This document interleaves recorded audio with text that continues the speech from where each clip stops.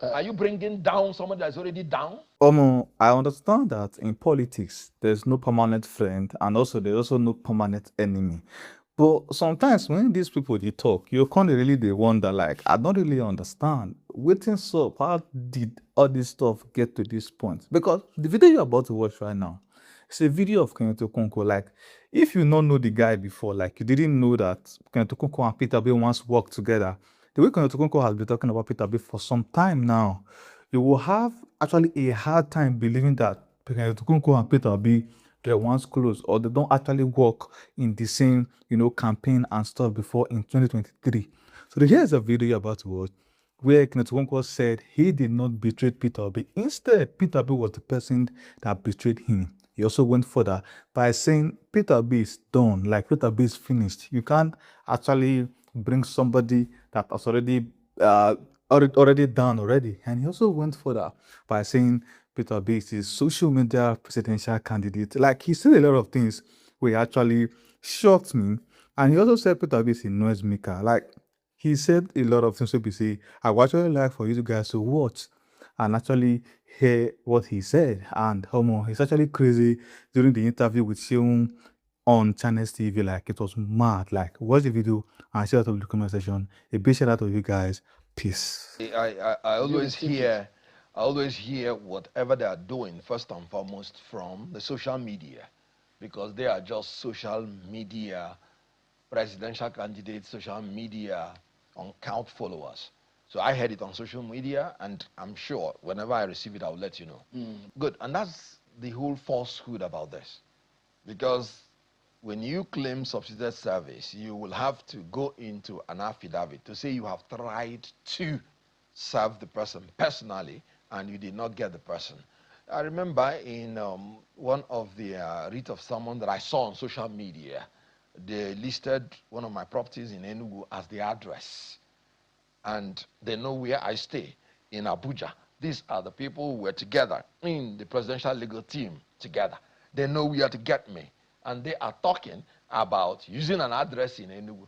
And they went to, in my own opinion, must have perjured, because they say they've tried to serve me. I kept people there to look for their service anytime they will come. And so they went on that falsehood to go to the courts to get an order to make substitute service. The whole idea of trying to use the address in Enugu is to do that falsehood. You know where I stay, in Abuja. So why all these social media noise making? The pre-action notice, they put it on social media before they served me in my phone. And even though I could have objected to the mode of service, I accepted it and replied. But from the court, I've not received anything. Are you ready but for when this battle? There's no battle at all. This is just a joke. I told people that this is a calculated attempt to gag me, to cow me, to intimidate me, to harass me. I have been a public affairs analyst from 2009. I stand by everything that I said. As a matter of fact, I've not even said it the way it is. The NDC aspirants on daily basis, they keep saying and repeating what they told me publicly. A lot of them are in courts. A lot of them have even gone to magistrate court to institute a criminal complaint from Imo State. And it was NDC that said that Peter Obi and the caucus leaders were the people that organized the primary in Southeast. And of course, you know, Section 42 forbids you to make a rule and discriminatorily apply it to a geopolitical zone or people based on place of origin. The aspirants from the Southeast, we are told to pay 10 million naira and 20 million naira by NDC, led by the caucus leaders in the Southeast, which NDC identified. And I just came here to say what is already out there in the public. And they say you're being defamed. Defamed for what? Did you not hear what Aisha Yusuf said? Did you not hear what Seraka Dixon said? Seraka Dixon said that him and Peter Obi offered Aisha Yusuf the ticket of the House of Representatives so that she will abandon the Senate. For the way for that they use the word offer. Section 125, subsection 1A of the Electoral Act makes that bribery and corruption. In the law, stated offer to induce somebody to ensure the return of another candidate. And whenever you write a result, you have offended section 119, subsection 1A of the Electoral Act. And I'm just pointing out, exposing what is happening in NDC, and you are telling me defamation. Then the whole idea of defamation. See, look, these people make noise, but I wouldn't tell you what we're going to do. Let them go to Atlantic Ocean. We will meet them there. What's the whole idea of going to Onitsha? You are in Abuja. It was in this studio that I said what I said. I live in Abuja. Everything is here in Abuja. You want to run to Onitsha. That shows the malevolence that they bring to their practice of law.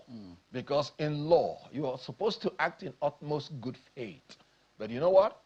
Bring them on. You are ready. Anytime.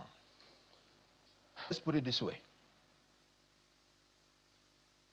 Every campaign is for a season. I worked for P2B 2023. That was a duty. That was a job. And I did it effectively well. And we concluded it. I was on throughout the legal process until it was concluded. So my job was finished. And I still rolled over to be doing things pro bono for him. It was a volunteer job. I did it free of charge. And then, as a public affairs analyst that I have been from 2009, before I ever met P2B, I proceeded with my job. You were one of the earliest interviewers that interviewed me in July 2024 when I said I wasn't speaking for him anymore because he's not decisive. I've seen in him certain qualities that will make him unfit to be the president of the Federal Republic of Nigeria. I made it public. By then, I had finished my job with him. But in order for the people to know that I am not speaking for him anymore, I made it public. And I went my own way. And I was doing my own job. You know what? He was the one who betrayed me. I talked about Atiku Abubakar here on this studio much more than I would even talk about P2B. And people were telling Atiku Abubakar, this young man that is getting close to you, are you aware of what he said to you? Abubakar said, I am looking at this young man. I am seeing the value in him and his tenacity to bring about a great Nigeria. That is what I am seeing. And if I have the opportunity, I'll bring him in to bring that value to Nigeria. Look at a man, a talent discoverer that discovered Ngozi Okonjo-Iweala, that discovered Professor Charles Soludo, that discovered El-Rufai. You knew how Abuja was before he came in, and he transformed El-Rufai. What Atiku Abubakar is looking at is not what you said about him, because he knows that his desire for Nigeria is not about him, but what value are you bringing in? I had not even done anything for Atiku Abubakar, but he insisted. I've seen something in this young man. When I talked against him, he did not go to Adamawa. He did not go to Jada to bring frivolous suit against me. But this is somebody I worked for, did everything, stayed in the court for months, and I am free doing my job. And you're running to Onitsha to bring frivolous defamation suit against himself, not me. Who is now the betrayer? Who is disloyal? Assuming without considering, I even did something wrong. So that is how he would have treated me. Down here, gave you the names of the people that told me things. I did not even say the way it is. I was still trying to show. Some of them are denying. When you have something written down, you know what the court said? You know what the law says? Oral evidence cannot be adduced to contradict a written document. I have them with me. At the appropriate time, everybody will go and answer for his crimes, for his offenses, and for his denials. And so there is no defamation at all. I told you that a lot of people have said worse things about him. You know what he said? No, I don't want to see them. They are faceless. So your intention is to destroy people who have face. Your intention is to destroy any Southeast person, a bright person arising from the Southeast. So other people that are faceless, you won't go after them. But the people that are adding value, you want to go after them. Bring him on. Let him come. I've just been appointed the spokesperson of Atiku Abubakar. And it's inconsequential, whatever he's doing with his life. If we may proceed to more important issues, I want to talk about contenders. But the question in I'm asking you, 2027, Mr. I don't want to Okonkwo, talk about pretenders. who are those? Are you bringing down somebody that's already down? Like I said, you heard what he said. And the funny part is that he's not working for Article. You know, during this interview, like the full video on Channels TV where Chinwo actually asked him, what is what is your gain? Like, what is your plan? Like, bringing Peter B down? Is there anything like, what do you want to gain for all this matter? He replied and said, you cannot bring a person who is down already down, like Peter B is already down. So there's no point in wasting his time. Like Peter B is inconsequential, irrelevant. Like, I don't know. And he also said that Atiku saw a young man in him who actually wants the betterment of Nigeria. But I was thinking something, yeah. Do you mean that all these political analysts or political spokespersons that they actually as in actively they lie? Because if you say Atiku is not the Latin Shania that best president, that best guy for the job, 2023. If you heard what Kenneth Okonkwo said about Atiku Abubakar, so how come 4 years later now you can't discover now say Atiku now be the man?